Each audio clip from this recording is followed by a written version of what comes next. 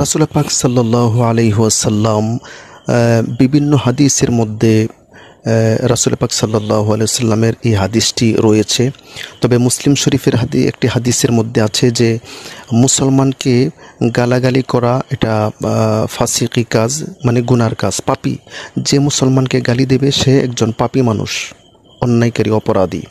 এবং যে মুসলমানকে হত্যা করবে, মুসলমানকে অন্যায়ভাবে যে হত্যা করবে সেই হত্যাকারী হচ্ছে কাফের।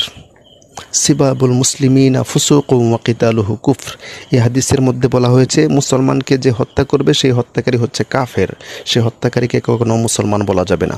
তার মানে আপনি গণহত্যাকারীকে কাফের বলতে পারেন, মানে তার সেই গণহত্যাকারী যদি কাফের হয় তাহলে সেই মৃত্যুবরণ করলে তার জানাজার নামাজ পড়ানো জায়েজ নাই। যদি তার জানাজার নামাজ কেউ পড়া তাহলে সেটাও কুফরি হবে। যে ইমাম জানাজার নামাজ পড়াবে সেই ইমামও কাফের হবে। এটা আপনারা চিন্তা করবেন, এই হাদিসের প্রতি লক্ষ্য রাখবেন।